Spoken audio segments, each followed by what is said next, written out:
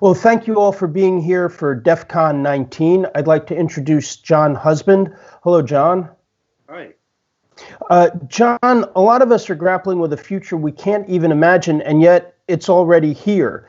You help businesses deal with unexpected change. Can you tell us a bit about what we're facing? It's something you've been telling me has been developing for decades, in fact.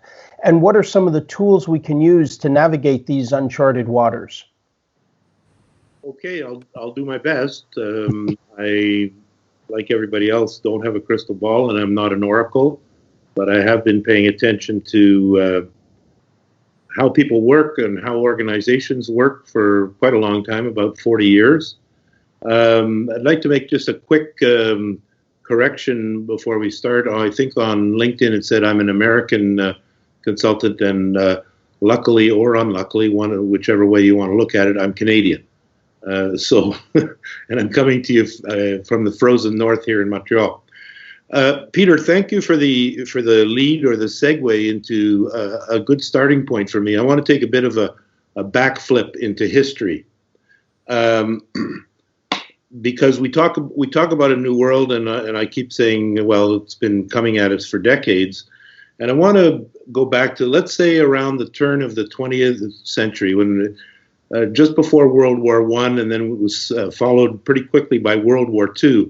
And this was a large time of upheaval, because it's also the period during which, certainly in North America, much more than in Western Europe, but also in other parts of the world, population was growing very quickly, and the infrastructure of what we know as a modern society today was being put into place. What I mean by that is roads, suburbs, large institutions, schools, and also it was the advent after the work of Frederick Winslow Taylor. Many people have heard of Taylorism in the context of today's world, bringing what has come to be called management science over the last 75 years to operate on how work gets done, how organizations produce value, and so on and so forth. But as Dave Snowden, the originator and inventor of the Cynefin framework, and previously in another life, the co-founder of IBM's Center for Organizational Complexity, has said, the 20th century, let's say certainly from the end of World War II on, has been run more or less on an engineering metaphor, in that there's problems identified, and what is brought to bear on it is analysis, linear cause and effect, and the development of what are called solutions, ways to do something better that certainly for many people have come to be seen as relatively stable. This next time we make change, we'll get it right. Of course, what's happened in the last half of the 20th century has been pretty amazing. I'm old enough, I was born in 1954, to remember a childhood and an adolescence when there weren't computers around and the world moved a lot slower. People communicated by memos, actually, in offices, and to some degree, telephones, even though telephone service wasn't all that highly advanced. By the time I hit about 10 years old, I remember having a party line, for example, when we lived in rural New Jersey. I said I was Canadian, but lived in New Jersey and in Connecticut for a while. And I got interested in kind of how the world was operating and why people did what they did when I went to university, started thinking about what I would do for a career. I didn't make very good choices about that because I studied sociology and psychology, but I got interested very early on in the sociology of organizations, and I also got really interested, this would be mid-70s, late 70s, early 80s, in the futurists that were starting to write about the information age.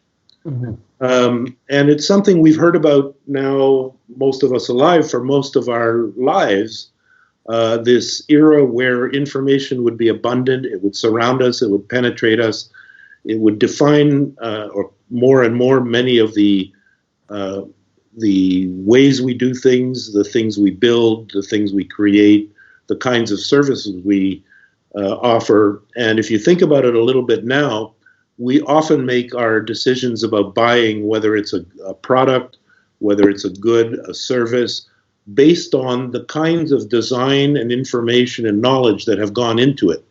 Its features, how well it works, what its particular advantages and drawbacks are, and so on.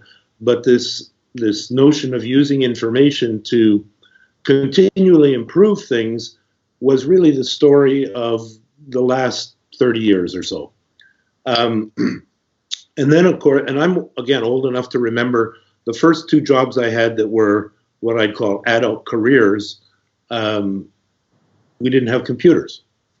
I first worked in a bank where we added up every day's activities on a big ledger sheet, put it in an adding machine, punched the numbers, cranked the arm. And then following that, I got a job as a sort of an analyst where I had to write a lot of reports.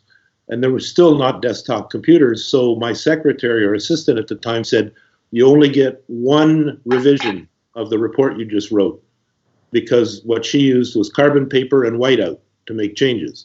You couldn't cut and paste. So come up to the last 30 years or so, and there's been a huge acceleration, of course, in the role of information in our lives because computers. And computers also have progressed enormously in scope, capability, features, you know, and I'm, again, somebody that lived through the era of all those funny noises when you try to dial in to the internet and so on, and, you know, waiting a minute, 2 minutes, 3 minutes for a web page to appear. Whereas today we're all walking around with very, very powerful computers in our purse or our handbook. Not only do we have the power of the computers, but we have this thing called hyperlinks and search engines and so on. So what has happened and is accelerating and densifying and intensifying is this role of information in our lives, and also the fact that it moves almost at the speed of light, and it's moving between all of us all the time, depending upon what we're doing, what we're interested in, and so on. What this has done is had us, it's forced us, if you will, to begin to understand that just like the world pre-internet or pre-world wars and all the construction and pre-management science, human life is made up of interactions between people. And it's out of those interactions that ideas come, value is created, businesses get more effective, and so on and so forth. At any rate, I started paying attention to this issue of the information age, and then, as luck would have it, I ended up being pretty frustrated in my early career, and I went for a job as a management consultant with a very large global effectiveness, organizational effectiveness firm, and lo and behold, I got the job, ended up working for them and progressed up the ranks from junior consultant to managing consultant to what's called senior principal, which is kind of like a partner without equity. And I learned the methods with this company that are behind or underneath the structuring of hierarchies. So creating the organization chart with all of the rationales for why the jobs go on that. You know, why do we have sales? Why do we have operations? Why do we have marketing separate from sales? And that all relates back to a company strategy. Well, the interesting thing about, sorry, go ahead. No, I was going to say, I mean, that you were starting to say that's something that you learned back 20, 30, 40 years ago. Is that still the way people should be running things? Well, you used the word should. So I'm going to separate out your question from the use of the word should, because it's a very, very interesting question. The building of organizational hierarchies out of the engineering metaphor that has dominated use Taylorism as a generic base, and the methods that are used to design organizations in general rely on the differentiation of labor, the degree of specialization needed for certain kinds of tasks and areas and so on. And these methods focus on those kinds of things. But that assumed a world where there was a relative amount of stability. And again, remember this linear cause and effect, predictable solution, predict and control, measure, and there's been an absolute mania for measurement over the last 20 years. For example, KPIs, targets of all sort, and many leading thinkers about the world of complexity believe, as do I, that we've been measured to death, and that actually measures are as much an obstacle or a hindrance as they are an enabler, because the dynamics of operating in a world of constant connected information flows, which is what hyperlinks and screens and powerful computers have brought us, doesn't operate in the same way. We're in constant interaction with information and other people, and that's growing, and for the foreseeable future it will be that way. And what that does in any given ecosystem, or let's say market, where there's stakeholders, customers, employees, suppliers, management, and so on, is it creates a form of nervous system where you get feedback from all of the interactions that are going on. And so you have much less control over what enters into your plan or your system. And you have all sorts of workers operating, let's say, in a distributed fashion or working on different kinds of projects. But as they get and may receive on any given day new kinds of information, the direction of a project can change, the direction of a product's design can change, a market can change overnight. I mean, we have a wonderful example in front of us at the moment. Yeah. Which is, well, there's COVID-19, but I'm referring specifically to the flabbergasting, gobsmacking drop in the price of oil, literally overnight, because it can't be stored. And this is something I can remember maybe 2 or 3 years ago, it was at about $110 a barrel. And now producers are having to pay people to come and take it away because there isn't enough storage. What do you do as an oil business faced with a product that has a negative price in the market? There is no precedent for this. So what's happening because of the constant flow of connected information, whether it's good information or bad information, in a sense, it doesn't really matter. It's a bit abstract here, because the flows of information create opinions, create perspectives, people share information. And this is getting into the Cynefin framework, where the goal of understanding and using the Cynefin framework is to make sense of this increasingly complex world. And there are a number of ways that this framework offers to allow for the making of sense in this much more rapid, much more connected environment. So the Cynefin framework was designed so that people could start thinking outside the box, as it were. And it divides the world or decision matrices into 4 areas. Can you just go through them briefly and how that would apply to decision making for a business today? I will give it a good shot for sure. The first thing to note about the Cynefin framework is that there are actually 5 domains, not 4. There's one in the middle called either disorder or confusion. But right. We'll come to that in a little bit later. But there are 5 domains, not 4. And the 4 are based on Dave Snowden's ongoing, deep, and comprehensive research into complex adaptive systems, is what they're called now. We're moving from ordered systems to complex adaptive systems. So looking at the Cynefin framework, as you said, there are the 4 main quadrants. So if you just draw a quadrant like that, in the bottom right-hand corner, you have a quadrant called clear or ordered or known.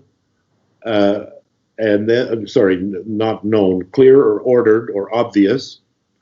Then on the top right-hand corner, you have the complicated domain. It's also called the known domain. This is where things are beyond being just obvious and clear, but are still known, understood, have a plan, have a blueprint, and so on. And that can range up to, for example, the construction of very complex airplanes, rocket ships, different kinds of chemical compounds. Also, pharmaceutical companies have processes that are often enough quite complicated. And then in the top left-hand corner, you'll have the domain known as complex or unordered, where it is not predictable what will happen. There is not linear cause and effect in operation. Very similar to the world we're facing with this COVID-19. We just stuff coming out of nowhere that are unconnected events that still shape what happens. Is that? Or seemingly unconnected. At the very foundation of a framework like Cynefin and the notion of complex adaptive systems and emergence is that everything is connected. So it's seemingly unconnected. And one of the things that happens, of course, in the complex domain is emergent behavior and self-organization while we're looking for the best response to new conditions that have not been seen before. And then in the bottom left-hand corner is the domain known as chaotic, where there aren't any seeming connections. It's just everything is in motion and there are no patterns that are readily discernible yet. And then in each of those quadrants, there are ways to respond to that. If we go back to the bottom right-hand corner, obvious, what you do when you come up with something that's a problem is you look at it, you analyze it, and you categorize it into what's already operating in that obvious framework. In the complicated environment, rather, you have something occur and you analyze it in terms of the known framework and structure that you're operating. Let's say something like the bug in the Boeing 737 MAX, which is software. They went and eventually would trace through everything to find the problem, resolve the problem, and then presumably the plane will fly again. In the complex domain, you don't have the ability to analyze as easily or analyze at all. So what you have to do is you have to send out probes. Those can be experiments, questions, research. And when you find a pattern that begins to emerge, then you put constraints around it to make sure that we're focusing on the dynamics and the issue at hand. And then you find out whether it works or not. And if it doesn't work, you abandon it fairly quickly and you move on to something else that seems to be going in the right direction or in the right vector. And then in chaos, so what you do in the complex domain is you probe, then you sense and assess, and then you make responses. The responses might be to work at it even more to bring the issue over into the complicated domain and make it something that's known, or you might continue to probe, sense, and respond. And in the domain of chaos, you act first. It's, you're not sure what to do. It's a combination of intuition, instinct, looking around. Got to decide fast because if I don't, the chaos is going to overwhelm me. Now, and I'll just finish with the fifth in the unordered, disordered confusion is sometimes you just don't know or can't act. And then you have to come to terms with operating in this confused environment, and you may decide to have to leave it as it is for a while until some kinds of patterns become possible to put constraints around, or you can act in a way that you could sense and respond afterwards. But you're always, essentially, the framework operates like a slope that goes around clockwise or counterclockwise. Counterclockwise, you're moving from ordered through known through complex, and when you move counterclockwise, you're trying to bring more order to the issues or problems that you're solving by, first of all, putting constraints on it, understanding it better, analyzing it more, and then assessing as to whether or not you could move it into the complicated domain or not, for example. You were going to ask me something. Yeah, so How does a company, a business, manage this? Well, can it do it with the existing staff? Is there training? Is it need new ways of thinking, new people? Well, manage is an interesting word in there. I think that there are people in all walks of life and at all levels of life that do a lot of that to some degree intuitively. I would say that the most important thing for an organization, if they're continuing to run into more and more complexity, is to understand this framework and to be able. The key issue is to have a way to identify the problems and the challenges that you're experiencing, and then be able to map them onto the framework to understand better what your options for addressing the issues are. And there's relatively simple ways of doing that. You could, for example, put a framework diagram up on the wall and then have people note all of their issues, challenges, problems on Post-its, and then go through an exercise of trying to assign the issues, the challenges, the problems to either the known quadrant or the ordered obvious quadrant or the complex quadrant. And once you're in there, then you can start discussions based on, do we need to introduce some constraints here to better understand that? That would be in the complex environment. Do we need to fix this particular part of a complicated process? And so on. So I would say that the knowledge of the Cynefin framework is a very, very useful tool for navigating in today's world. One of your questions that you had sent to me by email, I'll just address now, which is about today's managers. One of the very, very challenging issues in today's world is that most managers, senior executives, decision makers have grown up in this engineering metaphor, linear cause and effect world. The business schools reinforce that. The MBA programs and curricula reinforce that. So by the time you get to be, let's say, 40, 45, 50, and you're getting into a fairly senior decision-making role, and that can be younger, of course, in today's world with startups, you're operating with all of that training, and that training and that mental model goes all the way back effectively to grade school. Schools are run a lot like factories, and with hour slots and very standardized curricula and so on and so forth.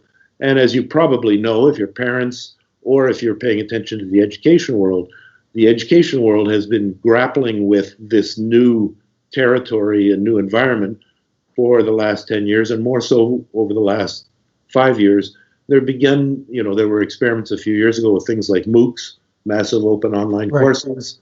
And of course, there's been a wholesale switch to remote teaching just in the last 2 or 3 months. What I believe is that it's mental models that decision makers hold that they need to examine.